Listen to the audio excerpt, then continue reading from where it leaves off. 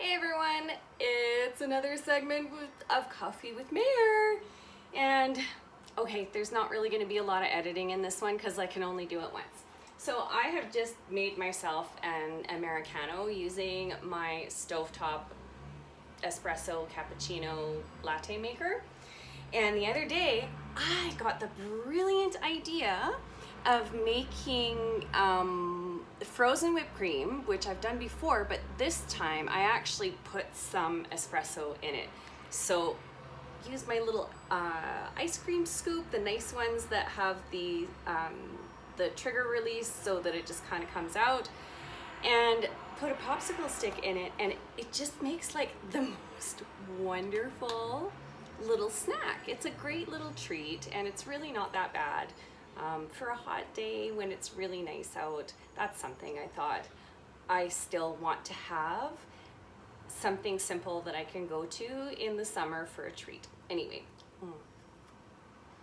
and a word to the wise, if you are going to attempt making that, it's important to note that you need to add your espresso to your whipped cream, whip it up, and go to soft peaks. If you go to firm peaks, what's going to end up happening is after you freeze your ice cream, and my ice cream goes in the deep freeze, it's like at -20, so when it comes out, if I bit into that, it almost shatters, it splinters and it shatters. It's kind of cool to look at, and if you don't want to use a stick and you're just going to do what I'm about to do, it doesn't matter as much, but pre-portioning it is a really great idea, because if you don't, what ends up happening is it doesn't scoop like regular ice cream, so you still have to like either wait for it to soften on the counter, which I don't like doing that much, or stick it in the microwave if you have a soften setting, or on really, really low power, just to get it so that you can run a scoop through it. So I thought,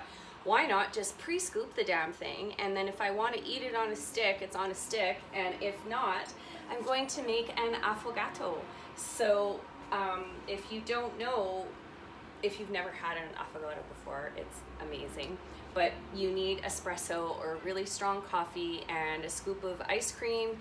If you are carnivore like me, that involves a buttered Americano, which I have here, and my frozen whipped cream with espresso. So we're gonna get a really rich taste, and this is my Mama Bear mug. You guys have seen this before, but I love this mug. And my chicken's coming home tomorrow, so I'm really excited. So anyway, so what you do is you would just pour this right over your whipped cream, and it's so fun with the little stick, because you could use it like a stir stick. And there's still a little bit left on here. I'm not going to lift it up too high, but also take a bite. Yeah, it's sort of my thing,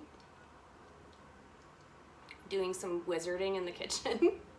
If you guys don't know about the blog that I've had for probably 10 years, it hasn't been updated a whole lot in the last few years, just because it's been really challenging for me to do any writing of any sort. But anyway, my blog is called Wheatless, and it's at wheatless.co. All of my websites and stuff are at .co, so not .com. But if you go to wheatless.co, you'll actually see my whole history of food intolerances and learning to bake again, and how I did all of that through my own kitchen experiments. And thankfully I had an interest in baking and cooking and making things, and my brain, now that it's turned back on again and I really feel like I have so much clarity, the ideas like this just kind of happened one night when I was sitting there and, you know, contemplating life as you do, and realized, well, if I can have a little whipped cream every once in a while, because once in a while it's okay. It's actually gotten even better since I started taking ox bile.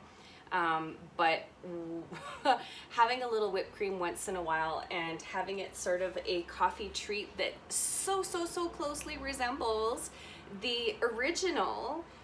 I mean, if I this is a double shot of espresso with about 3/4 of a cup of water and a tablespoon of butter, and that's how I drink my coffee. So I thought I'm just gonna add this right to it. If I just wanted plain espresso, that's fine. It's just a richer coffee flavor, but I'm going to enjoy this. Yeah, so anyhow, but you kind of get the idea that I sort of like playing in the kitchen and I like trying different things. So now that I've been at Carnivore for almost 7 months, even in the Coffee with Mare segments, if I'm having food ideas, I'm probably going to share them with you here just because it's kind of fun. And I also, if you're not strictly interested in carnivore and you don't want to either watch the carnivore diet, like my Carnivore Chronicles, where I've been keeping updates and that I've been telling you how that journey's been going, or that you don't feel like diving into the Carnivore Resources playlist that I also have made public for you, where I've got lots and lots of information.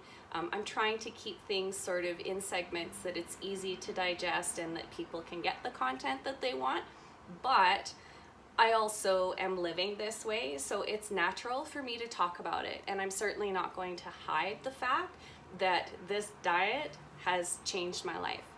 And I can say that with so much confidence, more so even than when I went gluten-free, and that I had, like, you know, a huge list of intolerances that I had to cater to. Since doing this, you've seen in the segments, you've seen how my body's changed and how, you know, just there's still days where I have a hard time finding my words, and I still want to keep it real for you, so I'm not going to be editing all of that stuff out, but my thoughts are so much more organized. And taking care of myself for the last couple of months and being 100% focused on my self-care and walking my talk, that has made all the difference, because I needed to go back to that place. I needed to go back to the place where it's like, okay, you know, we did the first 3 months of carnivore and it went really well, and then I started experiencing some challenges. So again, not the place or the time where I'm going to go into that, because if you're interested, I would love for you to watch the carnivore videos. If not, just stay tuned for the Coffee with Mares and the mindset